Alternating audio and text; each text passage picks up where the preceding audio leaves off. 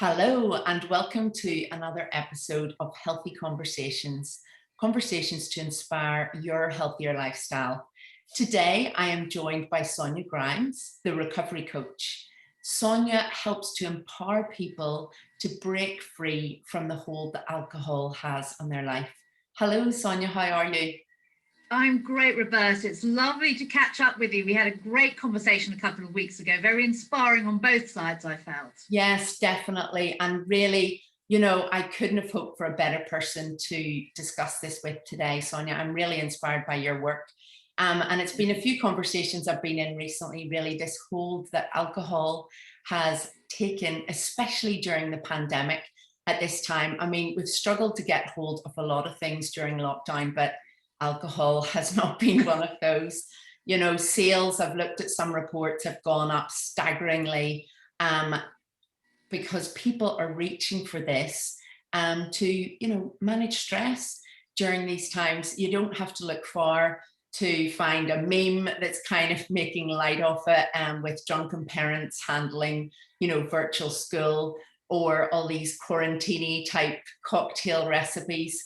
And while we do need a bit of a laugh in these times, I do feel that the trivialization of it to some extent, where people may be in a place where they've developed a real habit and a problem at this stage. So I thought it would be great to just discuss with you today, what you're seeing with your clients, and also some of the things that, people are sharing with you with regards to the pandemic in particular, and some of the steps really that you would advise that those who may be resonating with what we discussed could take.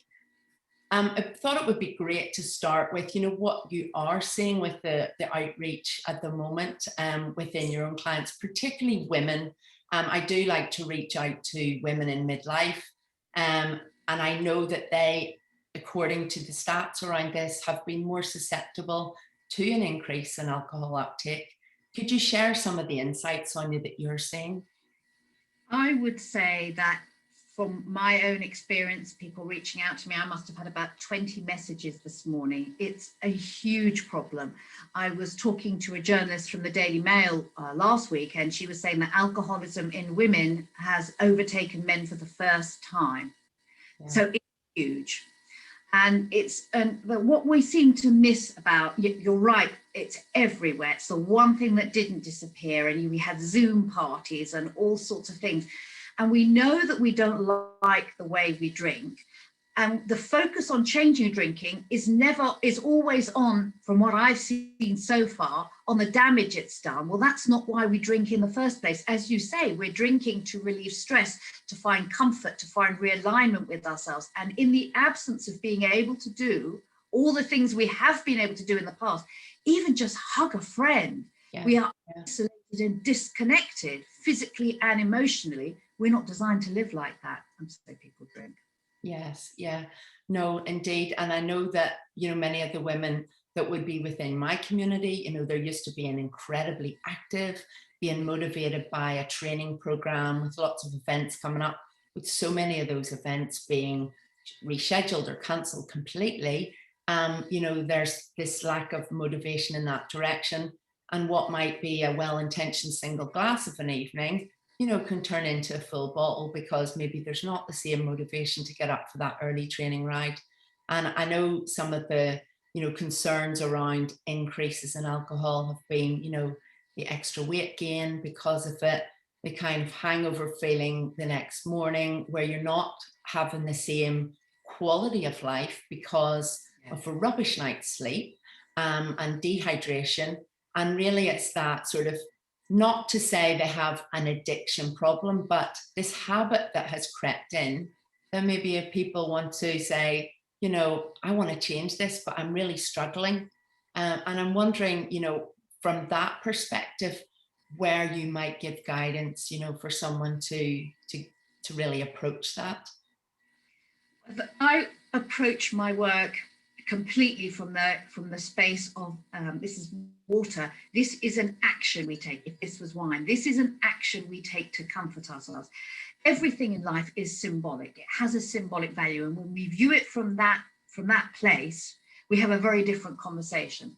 So when you want to cut down on your drinking, it's the action you take, and you need to take 2 or 3 steps back and look at what you're lacking in the moment. Because you go to war with what you intellectually know alcohol will do, the hangover, the bad night's sleep, the embarrassment, the shame, and not being able to cope, the kids, why mummy, and the feeling you have of not having of having alcohol. And it's that feeling we act on. It's that lack of peace and connection within us that we're acting on. And alcohol, in exactly the same way food or shopping or gambling, is just an action we take. It's the last part of a process that needs to be addressed. And honestly, when we stop beating ourselves up about what we're doing and start talking to ourselves the way we would when with our children, what do you want from me, darling? What can I get for you right now? And acting on that, because yes, we have this world we've lived in is so strange. I work on Zoom, you work on Zoom. I flipping hate it now. I hate it. There is no connection there. There's nothing. And it's that lack of connection. So the first thing I start with my clients, stop looking at alcohol as the problem, look at it as the solution. And then what is the solution to? Yes. And I love the fact that you acknowledge, you know, it may be alcohol that you're reaching for, but there are other things as well. This comfort, it's ultimately, you know, that's the comfort that we're talking about today specifically, but there can be other things that fill that void. There is always a lack. And if you have that conversation, rather than why can't I stop drinking, to why am I drinking? For what purpose am I drinking? That's a very, very different conversation. You could even say, I fancy it. That's very surface level. For what purpose? For what purpose? Yes. For what purpose? And you'll get your lack. Yeah. You're trying to change your drinking through addressing alcohol. You are not going, sorry, it's going to be really, really hard work. And the harder you try, because you're pushing yourself more and more, the harder it is to change. Yes. And of course, there are people that have a real heavy addiction with this. And I know that, you know, you'll work with that end of the spectrum, but equally, you know, you have people coming to you where they just don't like this as a behavior, that it's maybe not at the extreme level, but they want to make that change. And I'm feeling like this could really resonate with people that are tuning in, that they've identified they're maybe on the fence of, oh, I know this isn't a problem, but they've had enough fuzzy heads or sort of thoughts of, I didn't like my behavior last night, and it was down to, you know, the influence that alcohol had. And I think it's fantastic there are coaches like you out there that have that sort of at the other end of the spectrum approach as well, you know, that you really can change these habits. So from a practical step forward for anyone listening that thinks, you know what, I feel like I want to dig into this more. Is it a matter of sitting down and journaling to start with, exploring those feelings? Journaling is absolutely fantastic, because what journaling does, if you just ask yourself a prefrontal lobe question that your brain will then look for the answer, not judgmentally, not, what am I looking for right now? Yeah. And start to just download from an unconscious level. And another great way of doing it is, some people get very confused as to why some days they can not drink and other days they can't. Well, there's always a difference there, and the difference isn't alcohol. The difference is in the way they're thinking or feeling. So I love journaling. I get all my clients to journal in a non-judgmental way that explores what's going on, the unconscious patterns they run. Your unconscious is your feeling, and you drink on what you feel, you eat on what you feel, not on what you know. You know it's bad for you. Yes. You know hurting the family. You know all that, and knowing all that makes you feel worse, and you act on what you feel, not what you know. Brilliant. Yes. And so it is really nailing down, what am I feeling? So is it when you want to go for that drink, but you stop yourself and think, okay, time to get the journal out. I'm going to really try and work on this. I'm going to do the inner work. I find I've got a really fantastic first step, because as long as you've got a little bit of a gap between the thought that energizes the feeling that takes you to drink, if you just do a lovely breathing exercise, I get all my clients to do, and it's an inhale for 5, through your nose, and an exhale for 7. So it's a longer exhale. And if you just do that 3 or 4 times, That takes you from the stress of your sympathetic nervous system, which is your flight, where you're closed down. You're in this, and you can't change from here. You can't change from here. That takes you into your parasympathetic nervous system, which is your recovery and repair. And from there, you're expanded. So if you were just to do that simple breathing exercise, in through the nose for 5, out through the mouth for 7, you would calm yourself down physiologically. The brain pattern, your brain waves would go down, and then ask yourself questions, gentle, non-judgmental questions. You will notice just after doing that breathing exercise that your desire for alcohol has gone. We're not used to thinking like that. We're used to focusing on fighting with alcohol. Alcohol does not fight us. We fight ourselves over our craving for what we are lacking.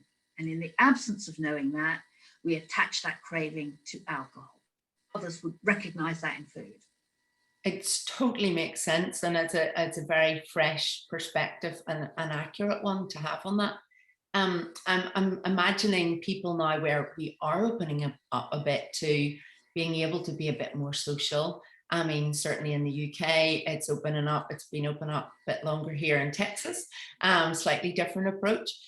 So I'm envisaging people in those social situations where they've said to themselves, maybe before they go out, you know, I don't want to drink tonight, or I just want to have one. Can you suggest some mechanisms or support where they can really make sure that they don't have the second, the third, the fourth drink? What would you say in that scenario? When we want to make changes to ourselves that affect our on an unconscious level, on the way we feel, to start with, we have to be very conscious. So be prepared. And in that, I mean, create your boundaries before you go. Yeah. Right. Again, journal. This is how much I want to drink. These are the boundary statements I'm going to use, I'm going to create, and I'm going to practice them. And in fact, I get my clients to make decisions on how they're going to be flexible decisions. They're not for life. They're just for an event or something that's coming up in a month's time. Create the boundaries of when, who, and where you and how much you're going to drink. Yeah. Have those written down. And then creates boundary statements that you practice to yourself so that they come out easily and naturally. Because caught on the hop, we shrink down again. We're like, oh my God, I don't know what I'm going to do. Okay, fine. If someone puts pressure on you. Yeah. However, go in an expanded place of awareness and consciousness, knowing how you want to be, how you want to drink, how you want to feel, with statements prepared. They don't even have to be true. I've got a busy day tomorrow. It's not working for me. I'm not going to drink. Oh, come on. Yeah. If you've prepared, you're ready, then you just do the broken record approach and repeat it. You have to be aware, though, that often people in social situations, and you have to create distance with yourself, again, with your breath, they want you to drink to not highlight their drinking by you not. Yes, yeah. Boundaries have got to be there just for you, but being prepared is key. Yeah, no, absolutely key.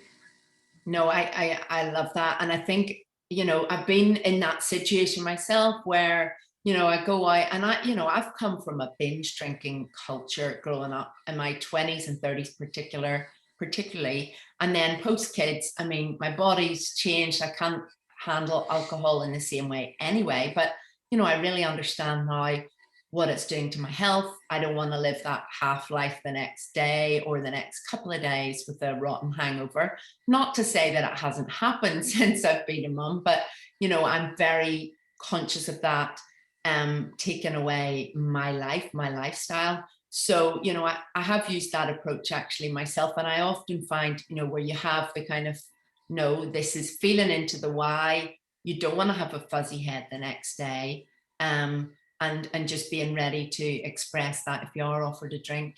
But it's usually only the first hour, half hour of an event, and then once you get into it, you're not drinking. Other people around you are. That's fine, but you've got past the hump, as it were.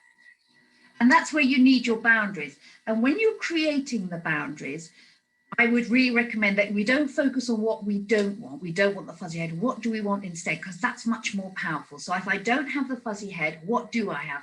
I have a good night's sleep. I'm there for the kids. I'm proud of myself. Because an away from goal is nowhere near as powerful, because we're moving forward in life all the time. We like it or not. It's the flow of life. It goes forward. So get that energy moving forward. It's about taking personal responsibility. It's not about being in control. It's making, because you can't be in control of anyone else. We can forget that.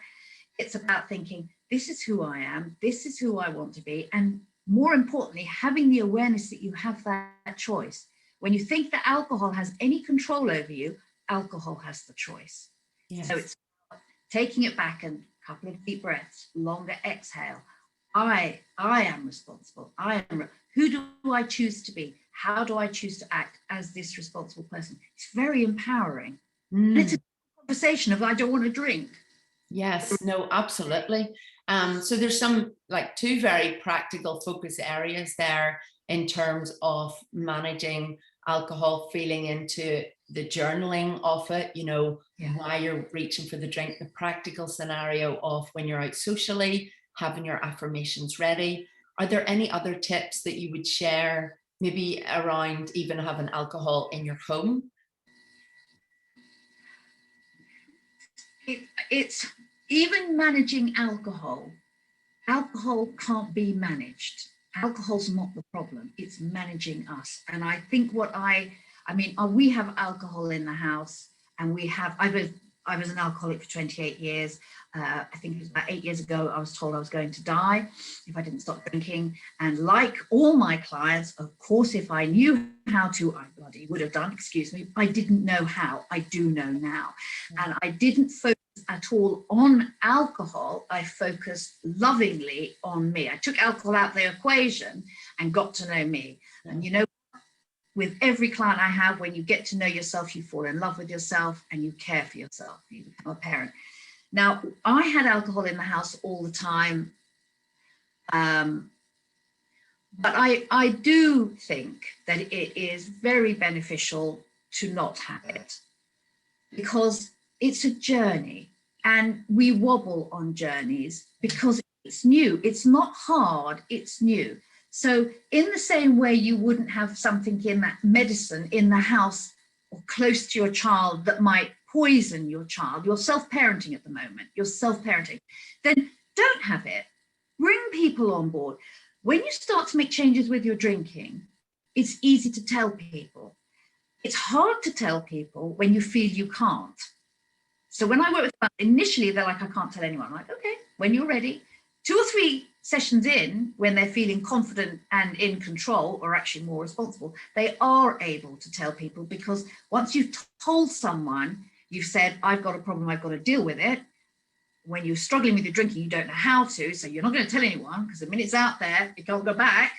Yes. So I think it's a very good idea to put in place the things at home. When I stopped drinking, when I stopped drinking alcohol, I started drinking lemon and ginger tea. Mm-hmm. So in my glass of vodka, wasn't wine, didn't bother with wine, wasn't strong enough, I would have lemon and ginger tea every evening. I bought myself a lovely teapot, and I created a routine without knowing what I was doing, but it works. Yeah, it's like a ritual almost. Yeah. Yes. Yeah, so as you say, in the initial stages, not having it there from a temptation point of view, or speed wobble. And then once you get the confidence and understand that it is more about the inner work, it's possible to have it there and not have the same need to reach for it. Yeah, I mean, why poke yourself with a red hot poker when you're tired? Why do that? Yeah. Create your ritual. And actually, rituals are really huge. Another ritual, excuse me, sorry, Roberta. I get my clients to celebrate every win. Mm-hmm. Because there's no small wins on this journey, not because it's hard, but we need to be consciously aware of what's worked for us. And we do that by celebrating. I did something recently that I hadn't done before, not around alcohol, but it was a very powerful pattern interrupt for me. I didn't go into victim, I dealt with, and I bought myself a beautiful candle. And every time I see that candle, I'm like, I'm so proud of you. And I am proud of me. Yes. Yeah. It's not like I didn't, it wasn't about alcohol, but so it's not like I didn't drink, but it was only one night. I didn't drink for one night. This is my reward because I deserve it. It's making yourself consciously aware. Yes, and celebrating those small wins that then Yes. have a compounding impact as you make more and more moving forward. Yeah. No, really fantastic giving these insights today. And I really do believe there will be people that tune in that can, resonate to some level with this. And, if they want to reach out to you and understand more about the coaching work that you do, how is the best way for them to connect? Well, I work in two ways. Thank you very much. I do a 6-week program, which is the Simply Social Drinker group program. Most people don't want to never drink again. And unless you're in the throes of addiction, which is very different, Yes. when you've released the emotional attachment to alcohol, because you act on what you feel, it's perfectly possible. It's perfectly normal, actually, to have a glass and then leave it. I occasionally drink, not often, but I do. My son's birthday, something like that. I have a glass and leave it. I never could have done that in the past. Yeah. So I do a 6-week program, the Simply Social Drinker group program, which is a coaching program, or I work one-to-one with my clients over a 6-week period called the Rapid Alcohol Recovery Method program. And I'm very easy to contact. My website is sonia@soniagrimes.com. Perfect. And I will put that in our show notes today. Sonia, thank you again. But before I say goodbye, my business is called Your Healthier Lifestyle, because I think like yourself, that health is a journey. It's not a destination. And with those small steps forward, we can all make our own strides towards healthier. I'd love it if there was something that you could share that you're doing currently for your healthier lifestyle. Oh, okay. Well, actually, looping back, I am celebrating myself more because I did do something that my journey with alcohol is not in the past as such, because we're learning and growing every day. We were sharing books that empower us, and that was great. So, but when I did that powerful pattern interrupt, when something went wrong in my life, not big, but it didn't matter, I normally would have gone into victim mode and tried to salvage something that I couldn't salvage. Yeah. But I didn't take control. I took responsibility for my response, which is all I could ever do anyway. I acted with integrity and kindness, and I was so proud of myself. I bought this candle, and now I only did that last week. I tell all my clients, celebrate you, celebrate. Yes. Celebrate you. The only person that really matters in your life to your inner world is you. Yes. No one else can love you the way you do. So celebrate you.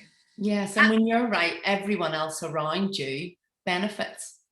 Of course. I love me, and the main beneficiary of that, apart from me obviously, is my son. There's no one in the world for me but my son. Yes, no, for sure. And I know you've written a beautiful book all about that as well. And that's, I believe, where this journey towards coaching started as well. Yeah. Yeah. Sorry, it's called This Isn't Me, and I wrote it as an apology to my Christopher to explain pretty much the unexplainable of how the hell I could tell him on one hand I love him and was dying on the other. Yeah. And I wrote it, and it was more or less a conscious download. I wrote it in 3 weeks, and then it just kept selling. I was like, oh, had I known it was going to sell, I wouldn't have written it quite the way it did. It's out there now. And the rest, they say, is history. It's been fabulous to connect today, Sonia. Thank you so much. And I'm so delighted that we've connected, and we'll stay in touch, I know. Absolutely. I'm a great fan of your work and the way you think. And we need to bring it all together. We need to bring all the practitioners, women practitioners. I feel we very much need to support each other. We need to bring each other together, share our thoughts, our opinions, and just support each other. Yes, hallelujah, absolutely. All right, cheerio. Bye. Bye-bye.